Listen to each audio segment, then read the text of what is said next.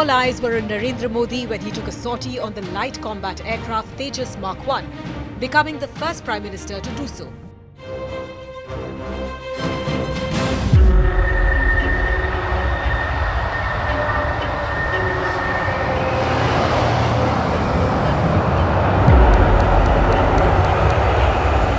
While naysayers have tried to term it as an election season photo op, they are missing the point.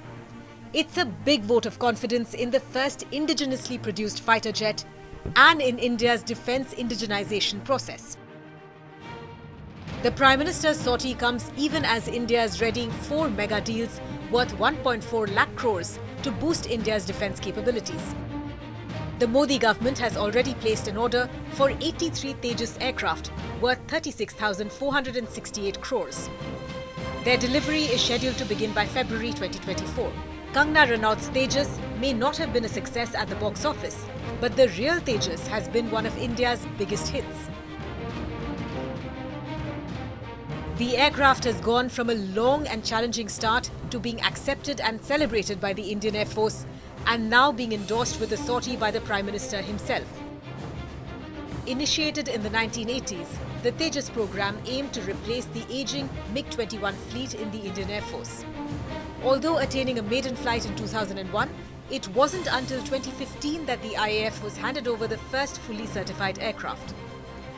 The project had encountered various obstacles, including engine issues and budget limitations. The design had undergone significant changes as operational requirements changed. Another issue was the development of a reliable and powerful indigenous engine. Skepticism had once surrounded India's ambition to produce an indigenous fighter jet. Critics doubted the nation's capability. But in the past decade, with ample support from the government, HAL has been able to prove the naysayers wrong. Tejas development has accelerated in the past decade.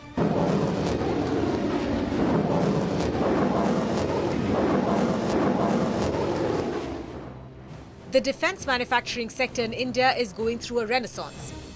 Once predominantly a defence importer, India has now transitioned into a notable exporter of a diverse array of major platforms.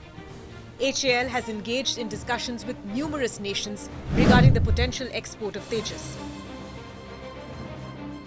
Indonesia, Malaysia, Sri Lanka, Argentina and Vietnam are among the nations which have shown interest in the jet. Botswana is also considering Tejas as a replacement for its Canada Air CF-5s.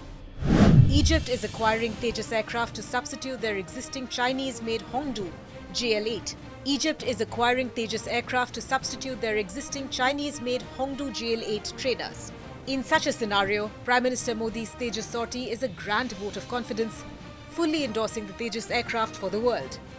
It's a message that as India's geopolitical and diplomatic might outpaces many nations, its defence manufacturing capabilities are also catching up with the times.